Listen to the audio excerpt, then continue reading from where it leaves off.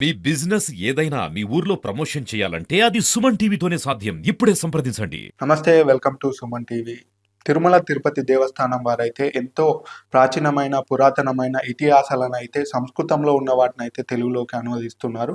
అందులో భాగంగా సంస్కృతంలో ఉన్న మహాభారతం అయితే తెలుగులోకి అనువదిస్తున్నారు. దానిలో భాగంగా ధర్మపురికి చెందిన శ్రీ కొరిడే విశ్వనాథ్ శర్మ గారైతే మహాభారతంలోని ఒక పర్వాన్ని అయితే సంస్కృతంలో ఉన్నదాన్ని తెలుగులోకి అయితే అనువదిస్తున్నారు. ప్రస్తుతం అయితే వారు మనతో ఉన్నారు. వారు ఏ పర్వాన్ని అనువదిస్తున్నారు, ఎన్ని రోజుల నుంచి అనువదిస్తున్నారు, ఎంత టైం తీసుకుంది, ఆ పర్వంలోని ఎన్ని అధ్యాయాలను వారు సంస్కృతంలో ఉన్న వాటిని తెలుగులోకి అనువదిస్తున్నారు అనేది పూర్తి వివరాలను అయితే వారిని అడిగి తెలుసుకుందాం. నమస్కారం. సుమన్ టీవీ ప్రేక్షకులందరికీ కూడా నమస్కారాలు. మహాభారతం ఒక ఇతిహాస గ్రంథం. సంస్కృత వాంగ్మయంలోని సంస్కృత సాహిత్యంలోని ఒక ఉద్దండతమైనటువంటి ఉద్గ్రంథం. 1,00,000 శ్లోకాత్మకం అంటారు. 1,00,000 శ్లోకాలతో కూడుకున్నటువంటి అంత పెద్ద గ్రంథం.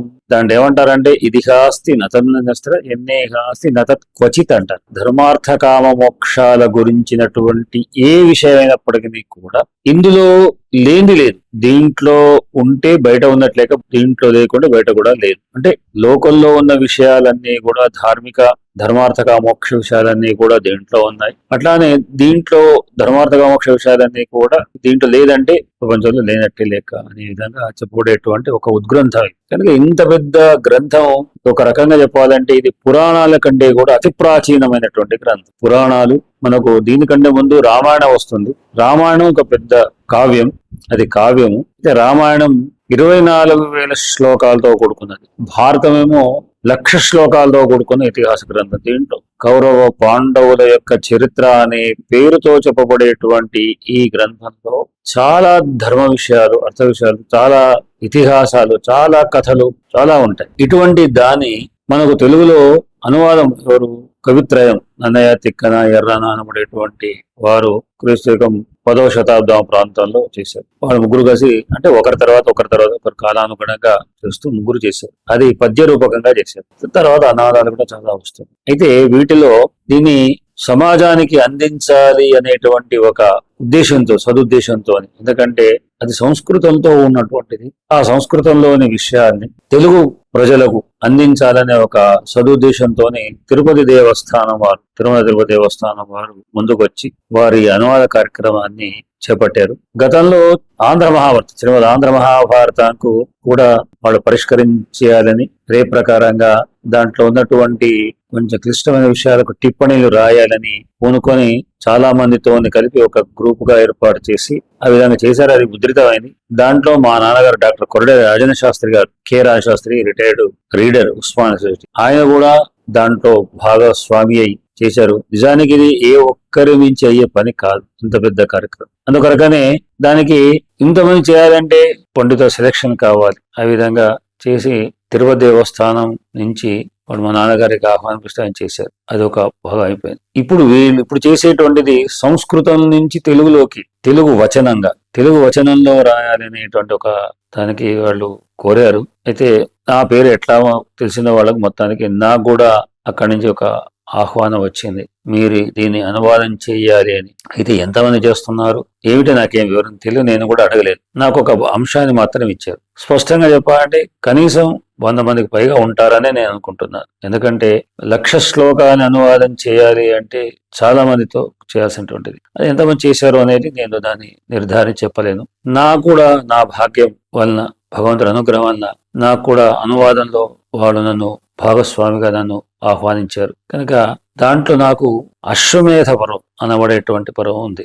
అశ్వమేధిక పర్వం అని అంటారు. ఆశ్వమేధిక పర్వం అంటారు. ఈ ఆశ్వమేధిక పర్వం లేదా అశ్వమేధ పర్వం అనబడేటువంటి దీంట్లో ఒక 35 అధ్యాయాలు, అంటే 35వ అధ్యాయం నుంచి 70వ అధ్యాయం వరకు నన్ను అనువాదం చేయమని అన్నారు. అశ్వమేధ పర్వం ఒకటి, శాంతి పర్వం ఒకటి. ఈ రెండు భారతంలో చాలా ప్రసిద్ధమైనటువంటి. ఏమిటి ప్రసిద్ధం అంటే నిజానికి ఒక రకంగా చెప్పాలంటే ఈ రెండు పర్వాలే పక్కకు పెడితే అక్కడ కథలో ఏమాత్రం కూడా కథకేమి ఇబ్బంది ఉండదు. ఒక ధార్మికమైనటువంటి విషయాలన్నీ ఈ రెండిట్లలో ఉన్నాయి. అశ్వమేధ పర్వంలోను శాంతి పర్వంలో కూడా ఈ రెండు కూడా ఎటువంటివి అంటే దాంట్లో ఉన్నటువంటి అన్ని విషయాలు, ధర్మానికి సంబంధించినటువంటి ప్రశ్నలు వేయడం, జవాబు చెప్పడం, అవన్నీ కూడా దాంట్లో నడుస్తూ ఉంటాయి. కనుక అట్లా ఈ అశ్వమేధ పర్వంలో కూడా చాలా ధర్మకు సంబంధించినటువంటి విషయాలన్నీ కూడా అంటే ధర్మ అర్థ కామ మోక్షాలు అనేటువంటివి అంటే మానవుడి జీవితానికి కావాల్సినటువంటివి చెప్తుంటారు. వీటిలో ధర్మంగా ఉండాలి, ధర్మ ప్రకారంగా అర్థం నడుచుకోవాలి, అర్థం నడిచిన అర్థం ప్రకారంగా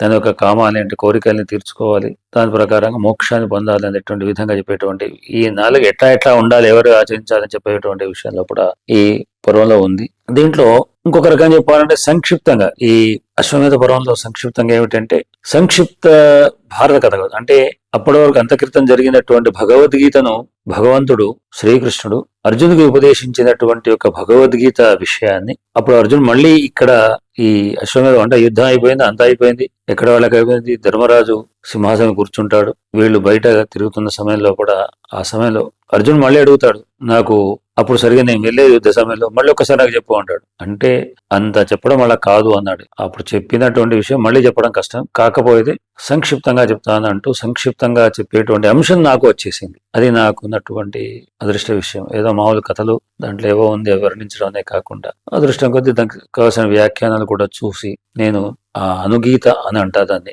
అనుగీతను నేను అనువాదం చేయడానికి నాకు అవకాశం ఇచ్చారు. దీంట్లో ఇంకొక కథ కూడా వస్తుంది, ఉత్తంకోపాఖ్యానం అనేటువంటిది. ఉదంకోపాఖ్యానం తెలుగులో చెప్తుంది, తెలుగు భారతంలో ఉదంకోపాఖ్యానం అన్నారు, సంస్కృతంలో ఉత్తంకోపాఖ్యానం. ఈ ఉత్తంకోపాఖ్యానం భారతంలో ముందే వస్తున్నది, కానీ దీంట్లో మళ్ళీ అదే కథ మళ్ళీ దీంట్లో కూడా కొంచెం విశేషాంశాలతోనే దీంట్లో రావడం, దాన్ని కూడా నేను అనువాదం చేయడం లాంటివి జరిగింది. ఇంకా ఇటువంటి రకరకాలైనటువంటి అంశాలు నేను చేసినటువంటి నిజానికి చిన్న భాగమే, 35 అధ్యాయాలు మాత్రమే నేను చేస్తున్నాను.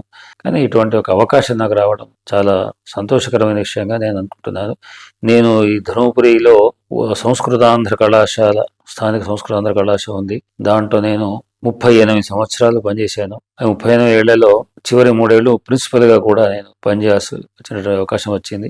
ఈ అనుభవం అంతా నాకు అప్పుడు ఏమీ అనువాదాలకు కానీ వాటికి ఎక్కువ నేను చేయకుండా ఇటువంటి చేయడం అనేటువంటి దాంట్లో నాకు అవకాశం రావడం అనేది ఒకటి ఉంది. చాలా ఇది సంతోషించేటువంటి విషయం. నేను రిటైర్మెంట్ అయిన తర్వాత ఈ విధంగా జరిగింది. నేను కొన్ని అనువాదాలు కూడా ఇంత క్రితం చేశాను. ఆ అనుభవం ఒకటి ఏమిటంటే లింగ మహాపురాణ శ్రీ వెంకటేశ్వర ఆర్ష విజ్ఞాన్ ట్రస్ట్ అనబడేటువంటి ఒక భాగ్యనగరం హైదరాబాద్ లో ఉన్నటువంటి వాళ్ళు 18 పురాణాలు అనువాదం చేయడం ఒక లక్ష్యం పెట్టుకున్నారు. దాంట్లో లింగ పురాణం అనబడేటువంటి లింగ మహాపురాణం, దాన్ని నేనును మా సహా ఉద్యోగి నాకంటే సీనియర్ అయినటువంటి డాక్టర్ వి హనుమాన్ శర్మ గారు మేమిద్దరం కలిసి దాన్ని అనువాదం చేశాం. అటా నేను గౌతమి మహాత్యం అనేటువంటిది బ్రహ్మపురాణాంతర్గతంగా ఉన్న గౌతమి మహాత్యం అనేటువంటి విషయాన్ని కూడా, గోదావరి మహాత్యాన్ని కూడా నేనును అదేవిధంగా హనుమాన్ శర్మ గారు మీ ఇద్దరం కలిసి కూడా అనువాదం చేశాం.